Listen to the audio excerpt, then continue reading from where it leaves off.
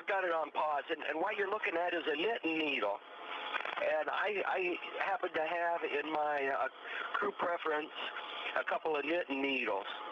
And not that we have a lot of time to do knitting up here, but there's some other neat things you could do with them. And so watch this. So here I have a piece of paper, and I rub the knitting needle with a piece of paper. And this knitting needle is a polyethylene knitting needle. It's 8 millimeters in diameter. And now I'm going to take a syringe with a little Teflon cannula.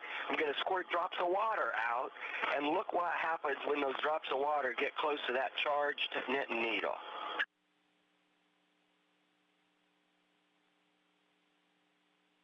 So this is like a little satellite going around a cylindrical-shaped planet, except the physics here is a little bit different. It's not about gravitation.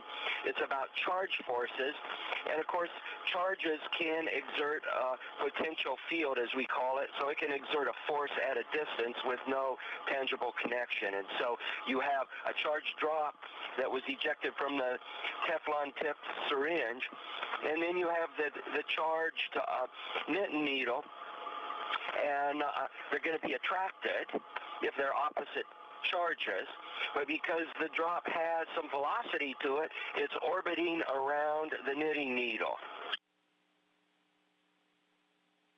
Now this knitting needle happens to be a little different than when we started out. This knitting needle is made out of Teflon, and Teflon has some really neat static charging properties when you rub it, and I figured it'd be good to have a Teflon knitting needle when you're on station.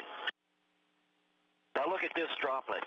It's orbiting around, and since we have cylindrical geometry here, it can precess down the cylinder, but then it gets to the end, and it reverses its direction and winds back along the cylinder. So it seems to be trapped.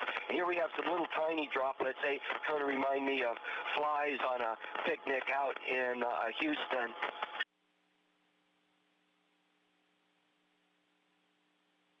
And these droplets, the bigger ones that you're seeing there, are about 6 to 7 millimeters. That Teflon rod is about 6.5 millimeters in diameter. And here you see a bunch of little tiny droplets, and they're making spirals, and they go down the cylinder for a while, and then they'll reverse their direction and spiral back. Now, if you look closely up in the upper right-hand corner, you'll see the injection nozzle from the syringe, but you also see that I have a second knitting needle, actually a third knitting needle. And that knitting needle is made out of nylon. And so you can rub the nylon, you can rub the Teflon, and there's some interesting charge properties that happen between Teflon and nylon, and I found that it's useful to have these when you want to put a charge on a droplet so it will orbit your knitting needle.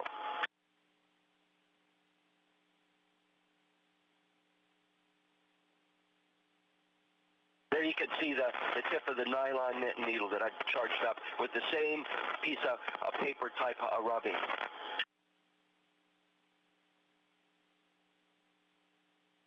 Now, this might also have some physics analogies to what happens with charged particles when they come down Earth's magnetic field. Again, the physics here is a little different, but the fact that you have charged solar particles spiraling down Earth's magnetic field, sometimes hitting different layers in the atmosphere, reflecting off and going back, spiraling back along the magnetic field line. And again, this is charge, but the behavior has analogous implications to what might be happening in our Earth's magnetic field with charged particles. And this, of course, is one of the key players to giving us our aurora.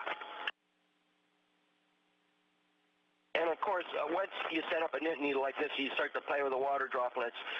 You just can't have too much video like this. It's so much fun to watch these little droplets, and notice as they get closer and closer to